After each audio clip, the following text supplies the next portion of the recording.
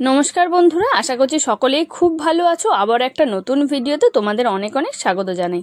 আজ রবিবার, সকাল থেকেই ভাবছি কি রান্না করব সেই ভেবেই এখন দুধ বসিয়ে দিয়েছি। আর প্রত্যেকটা দিনই তো আমরা সপ্তাহের অন্যান্য দিন সবজি বা যা কিছুই খাই, রবিবার এলেই কিন্তু আমাদের একটু অন্যরকম খাবার কিছু মনে হয়। তা আজকে সেই ভেবেই দুধ নিয়ে নিয়েছি এখানে 1 কিলো। আর তাতে আমি এই যে 2টো লেবুর রস দিয়ে ছানা কাটিয়ে নিয়েছি। আর এখানে দেখো মশলা সব গুছিয়ে নিয়েছি, তেজপাতা, লবঙ্গ, দারচিনি, এলাচ, এখানে আছে টক দই, আবার ওখানে মশলা দিয়ে গোটা জিরেও নিয়েছি। এখানে এই যে আদা, টমেটো, কাঁচা লঙ্কা পেস্ট, আর এখানে হচ্ছে দুধটা কেশরে ভেজিয়ে রেখেছি, আলুটা আমি ছাড়িয়ে হাফ করে রেখেছি, আর এখানে বাসমতি রাইস আমি ভিজিয়ে নিয়েছি।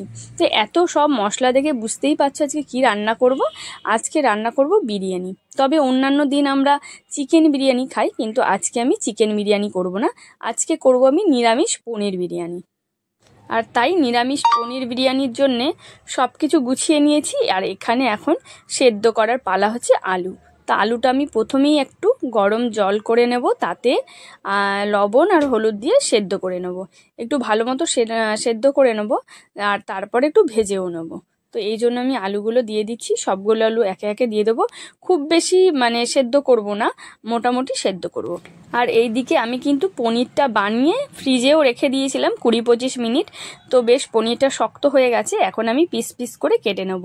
আর 1 কিলো দুধ থেকে কিন্তু আমার বেশ অনেকটা মতো পনির হয়েছে, মোটামুটি 200-250 গ্রাম। তো এটা দিয়ে আজকে আমাদের পনির বিরিয়ানি রান্না হয়ে যাবে, কারণ এক বেলার জন্য বানাবো, তো খুব বেশি লাগবে না, মোটামুটি এটা হলেই হয়ে যাবে। তো এখন আমি হলুদ লবণ মাখিয়ে আর পনিরগুলোকে হালকা করে ভেজে নেবো সাদা তেলে। সেই জন্য সবগুলো পনির আমি একে একে দিয়ে দিচ্ছি, একটু হালকা করে ভেজে নেব। তো এদিকে আমার পনির ভাজা কমপ্লিট হয়ে গেছে। এই যে পনিরগুলো সুন্দর করে ভাজা করে নিয়েছি, আর সেই তেলেই আমি এখন আলুগুলোকে ভেজে নেব, বেশ একটু লাল লাল করে আলুগুলো ভেজে নেব। আর এই দিকে আমি জলও বসিয়ে দিয়েছি, ভাতটা বানিয়ে নেব। খুব রাইসটা তো আমি ভিজিয়ে রেখে দিয়েছিলাম, তো সেই জন্য খুব বেশি কিন্তু টাইম লাগবে না। আর এইদিকে আমি জলের মধ্যে এলাচ, লবঙ্গ, তেজপাতা, একটু জয়ত্রী দিয়েছি, আর দিয়ে দেবো কিছুটা জিরে। তো সেটা দিয়ে আর একটু লবণও দেবো, দিয়ে ভাতটাকে সেদ্ধ করে নেবো। তো এদিকে আমি ভাত বানিয়ে নিচ্ছি, আর এই দিকে তেলের মধ্যে আমি দিয়ে দিয়েছি কিছুটা ঘি। এবার যেই গোটা গরম মশলাগুলো সব রকম মশলাগুলো কিছুটা ছিল, সেটা আমি ফোড়নে দিয়ে দেব।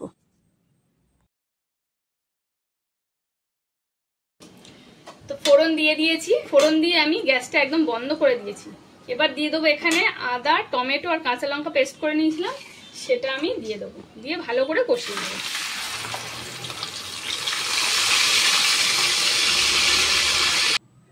মশলাটা অনেকক্ষণ ধরে আমি কষিয়ে নিয়েছি, এবার তেল ছেড়ে দিয়েছে, দেখতে পাচ্ছ। তো এখন আমি দিয়ে দেবো একদম অল্প পরিমাণে হলুদ, কারণ হলুদ খুব বেশি দেবো না। আর যেহেতু আমি টমেটো পেস্ট দিয়েছি, তো সেই জন্য কিন্তু কালারটা দারুণ আসবে। আর দিয়ে দিলাম এখন জিরে গুঁড়ো, আর এরপর দেবো আমি লবণ, কিছুটা পরিমাণ লবণ দিয়ে দিয়েছি, অল্প করেই দিলাম। আর প্রত্যেকটা মশলা দেবো, একটু করে আমি কষিয়ে নেবো। তো এবার দিয়ে দিচ্ছি আমি ফ্যাটানো টক দই। টক দইটা দিয়ে এবার একটু ভালো করে কষিয়ে নেবো কিছুক্ষণ ধরে। তারপরে কিন্তু আবারও একে একে মশলা দেবো আমি। তো টক দইটাও ভালো করে আমি কষিয়ে নিয়েছি। এবার দিয়ে দেবো বিরিয়ানি মশলা। কিছুটা বিরিয়ানি মশলা আমি এখন দিচ্ছি, আর কিছুটা কিন্তু আমি বিরিয়ানি লেয়ার করার সময় দেব। তো বিরিয়ানি মশলা দিয়ে কষিয়ে নিলাম। এবার দেবো আমি অল্প গুড়, যেহেতু আমি চিনি খুব একটা ব্যবহার করি না, সেহেতু আমি কিন্তু গুড় দিয়েছি। তো গুড় দিয়ে একটু কষিয়ে নিলাম। এবার দেব ভাজা আলুগুলো। আলুটা আমি আগে দিচ্ছি, কারণ আলুটা একটু সেদ্ধ হবে, সে মোটামুটি তো সেদ্ধ হয়েই আছে, তো ওই জন্য দিলাম। আর এরপরে কিন্তু পনির দেবো, আলুটা দিয়ে ভালো করে কষিয়ে তারপরে আমি পনির দেবো, না হলে পনিরগুলো ভেঙে যাবে ওই জন্যে। তো এবারে আলুটা ভালো করে কষিয়ে নিয়েছি মশলার সাথে। এবার দিয়ে দিচ্ছি পনিরটা দিয়ে আমি হালকা হালকাভাবে নাড়বো, আর এরপরে আমি ভালো করে কষিয়ে নিয়ে দিয়ে দেবো জল।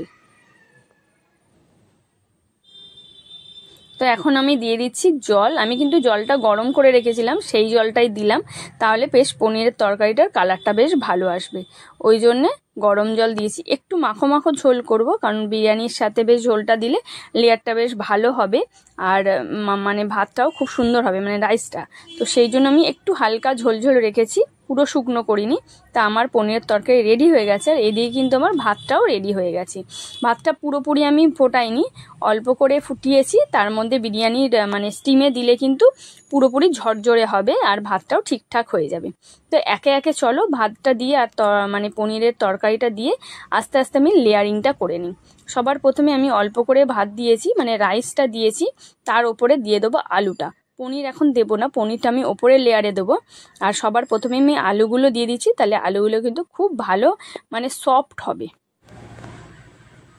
তো এরপরে আস্তে আস্তে আমি লেয়ার বানাচ্ছি। এই যে আলুগুলো সব দেওয়া হয়ে গেছে, এরপরে আবারও একটা আমি রাইসের লেয়ার বানিয়ে নেব, তার উপরে দিয়ে দেবো পনির। আস্তে আস্তে ভাতগুলো দিয়ে দিচ্ছি, আর এর সাথে সাথে আমি 3টে লেয়ার বানাচ্ছি।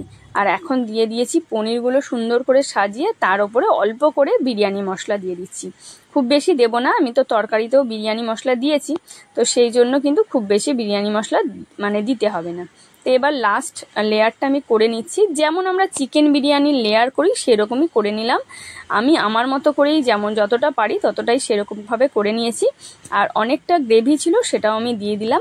এবার দিয়ে দেব কেশর ভেজানো দুধটা, পুরো দুধটা আমি ওপর দিয়ে দিচ্ছি, আর তাতে দিয়েছি আমি 2টো কাঁচা লঙ্কাও। তো এই যে লেয়ারটা দিয়ে দিলাম আমি পুরো দুধ দিয়ে। আর হচ্ছে এখন দেব অল্প করে গোলাপ জল আর কেওড়া জল। তো আমি প্রত্যেকবারই যখন বিরিয়ানি তৈরি করি তখন কিন্তু গোলাপ জল কেওড়া জলের পরিমাণ আমি অনেক কম দিই, কারণ গোলাপ জল আর কেওড়া জলের গন্ধটা আমার খুব বেশি ভালো লাগে না, তো সেই জন্য দিই। আর এখানে দিয়ে দিচ্ছি অল্প পরিমাণে ঘি। আর এবার আমি এটা ঢাকনা দিয়ে স্টিমে বসিয়ে দেবো, মানে স্টিমে বলতে চাটুর ওপরে বসাবো। এই চাটুটা আমি অনেকক্ষণ ধরে গরম করে রেখেছি। প্রথমে মানে 5 মিনিট মতো হাই ফ্লেমে আমি করব, তারপরে কিন্তু 10 মিনিট আমি লো ফ্লেমে করব। তো এইভাবে কিন্তু আমার বিরিয়ানি তৈরি হয়ে যাবে। আর আমি বিরিয়ানির ঢাকনার ওপরে কিন্তু একটা গামলি করে জল দিয়ে রেখে দিয়েছি, যাতে স্টিমটা ভালো হয়। তা আমাদের আজকে বিরিয়ানি হয়ে গেছে, এই যে নিয়ে চলে এসেছি। আজকে তো নিরামিষ বিরিয়ানি, রবিবারের দিনে। কেমন লাগবে অবশ্যই তোমাদেরকে খেয়ে তো দেখাবোই।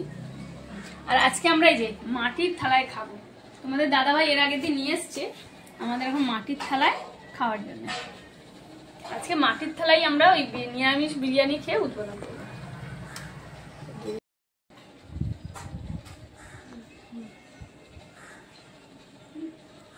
খুব সুন্দর কিন্তু গন্ধ বেরিয়েছে।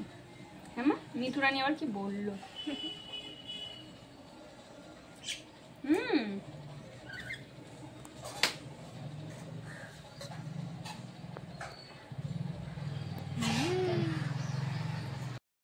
এই যে আজকে রবিবারের স্পেশাল মেনু হচ্ছে নিরামিষ পনির বিরিয়ানি।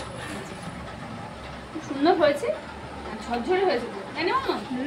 3জনে রেডি করে নিয়েছি, এবার খেয়ে শুধু বলবো কেমন হয়েছে। আর আমাদের এই গ্লাস দেখো, মাটির গ্লাসে জল আছে।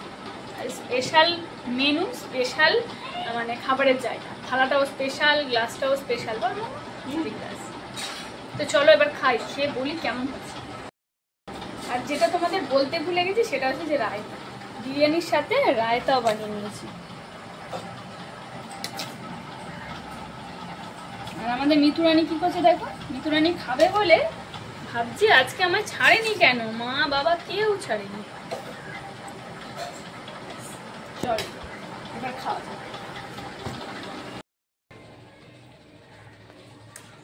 তো চলো এবার খেয়ে বলি কেমন হয়েছে। মাম্মাম কেমন হয়েছে?